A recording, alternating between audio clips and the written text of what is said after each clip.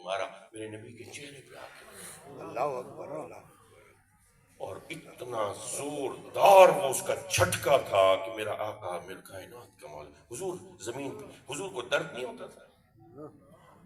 حضور اپنی تمام تر جو انسانی شکل ہے اس کے ساتھ موزن ہے. حضور کو تکلیف محسوس ہوتی تھی, حضور کو درد ہوتا تھا, حضور کو غم محسوس ہوتا تھا. میرے نبی کی پیشانی پر غم کی سلوٹیں آتی تھی, میرے آقا کی آنکھ پر نم ہوتی تھی, نبی کی آنکھ سے آنسو جاری ہوتے تھے. حضور اپنے والدین کو یاد کر کے آنسو بہا لیتے تھے.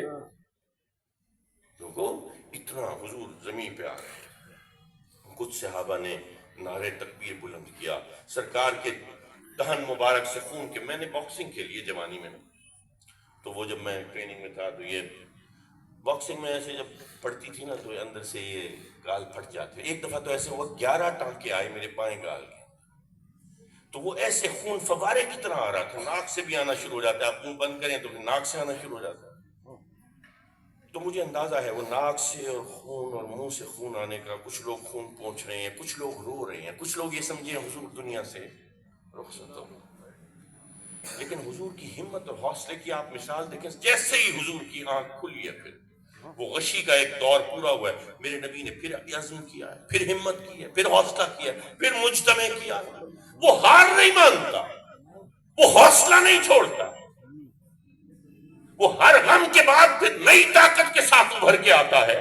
وہ پھر مجتمع کرتا ہے, وہ ہر ظلم کے بعد پھر کھڑا ہو جاتا ہے. ارے 63 سال کی عمر گزری, میرے نبی کی ظاہری حیات تمام ہوئی. سرکار کے حجرے میں کیا ہے؟ 9 تلواریں, 1 زرہ, 1 ڈھال, کوئی بے نامی جائیدادیں حسن و حسین کے نام پر, کوئی مکہ میں 300 دکانوں کی کوئی بڑی مارکیٹ نہیں, کوئی فارم ہاؤس, کوئی جائیدادیں, کوئی مربع, کچھ بھی نہیں ہے. مسلمانوں ہم غلط ڈگر پہ چل پڑے. یہ ایم غلط ہے, اور جب تک یہ ایم غلط رہے گا انشاءاللہ نہیں لگے گا. دیکھو ہم نے مارنا ادھر تھا, اگر ہم نے ایم ہی ادھر کا کیا ہوا ہے, یہاں سے گھوم کے تھوڑی جائے گا. پہلے ہمیں سمجھنا ہوگا کہ ہم غلط طرف بھاگ رہے ہیں. یہ تن آسانی ہے, یہ انسان کو کمزور کر دے گی, یہ اسفل السافلین کے لیے لے کے جائے گی. ہمیں تندہی دکھانی ہے. پیسہ ہے تو کیا ہوا, بیٹوں کو کھڑا کرو رات کو, جاڑے کی راتوں میں لگائے پانی. آپ کے مزارے ہیں, مزاروں کے ساتھ کھڑا کرو. آپ کے نوکر ہیں, نوکروں کے ساتھ رگڑا لگاؤ.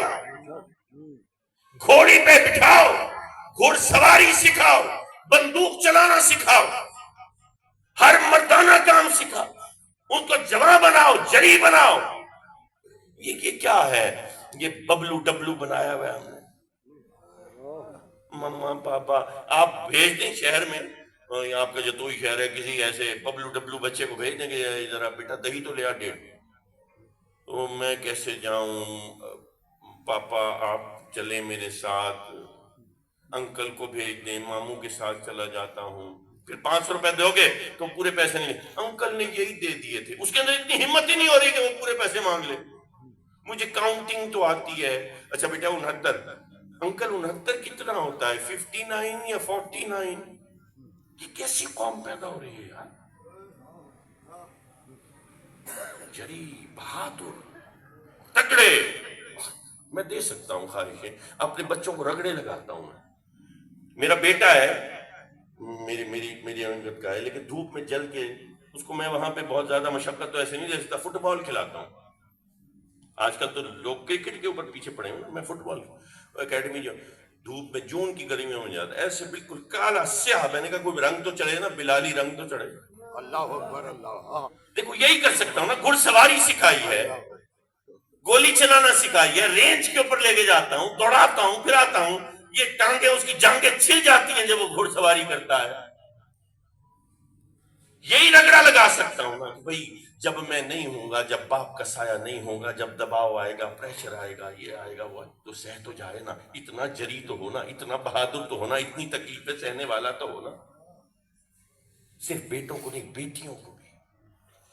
حاضرین محترم, ایسے درخواست ہے, یہ ہم نے نا حضور کے اسوہ کو بنا لیا ہے، داڑھی رکھ لو، امامہ باندھ لو، ٹخنوں سے اوپر پائنچے کر لو، ادھر مسواک سجا لو ایسے چھوٹی جیب کے ساتھ. یہ اسوہ، یہ سنتیں ہیں ٹھیک ہے، ان کی برکتیں ہیں، لیکن حضور کا اسوہ اتنا محدود کر دیا بس داڑھی سے لے کے مسواک تک. حضور کا تعارف کرائیں، اپنے بچوں کو صحیح تعارف کرائیں، میرے آقا نے اپنے زندگی گزاری کیسے، جیسی نبی نے گزاری ہے امت کو کم از کم اس معیار کے قریب تک تو ہونا چاہیے. فما علینا الا آپ اب